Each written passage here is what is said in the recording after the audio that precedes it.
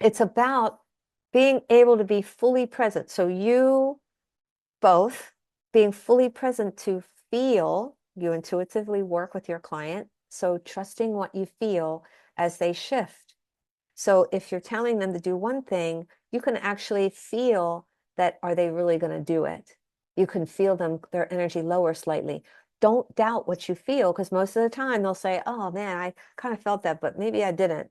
Because it can be so subtle that if you feel a slight pull down, that's like, ugh, they may not do it. You might be giving them too much homework.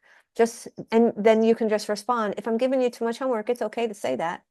Or if you think you're not going to go through it, what is it that you feel like you wouldn't do it? Is it too much homework? Is it like you have to incorporate it into your lifestyle?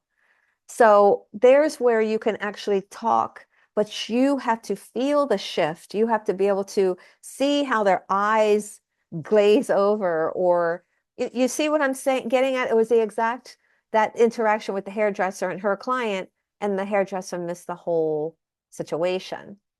How does someone know if they're intuitive, and what blocks intuition? Trust blocks it. Doubt, because remember I said you both, like I'm talking directly to the two of you. If you're feeling the subtle, but then you go, was that really? No, that's okay. That was so subtle. That, I mean, that's me. I'm being too sensitive. You've heard that too in relationships. People say, I'm being too sensitive. No, you're feeling it. Trust it. So that's a block in itself. You doubting your own self, right? And so I went to what was the first part of that? How does someone know if they're intuitive? Oh, we all are, but we doubt it too. We question. What's the difference between being intuitive and fear? Being Like that intuitive. gut feeling, like, oh, it's a bad idea. So, because they're doubting what they feel. So, when you feel something for the first time instantaneously, most people will doubt it, because they're like, well, what if? That's a doubt. What if I'm wrong? That's a doubt. Instead of just going with what they felt for the first time. You've had people, do you ever play with tarot cards or angel cards? There's so many neighbor. Have you ever played with them? I personally haven't, but like Okay. Have you I've been ever around plenty of people that have. Yeah. Perfect, correct, because I was going to say. So you'll have them, they'll like, oh, look at this. And they'll throw out a card and like, oh my God, that was the answer.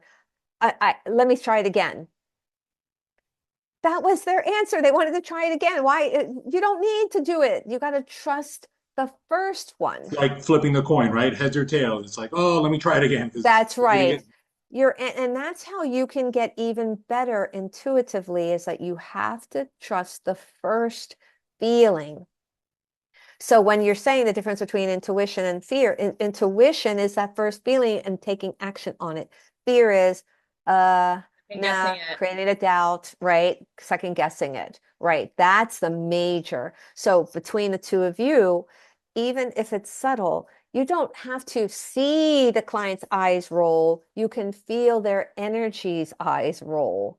When you feel, I'm getting a big hit on you, Lais. You see a Mm, lot more. You do. I'm getting a big hit. I can even feel it in my hands, and they're starting to sweat. So that's you're very exciting. What are you creative. getting? Yes, Please share. you're very creative. You're very creative. Hands are creation, and you have a lot of energy through your hands. And so you doubt these little subtle things, and they're so tiny with you. It's almost like a grain of sand. You're expecting it to be a little bit more, or wanting a little more proof.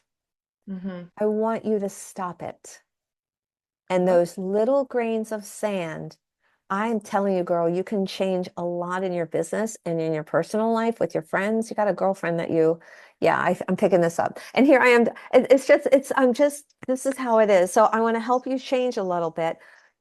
Trust the grains of sand. The more you trust it, and let's say a perfect example, and I'm sorry, Raphael, I got to direct this to her. You're good. You're good. So when you trust a grain of sand and you do take action on it, if it doesn't work the way you want, please do not go into, oh, Terry told me, Because remember back a few minutes ago, or I said to move into trusting everything, right?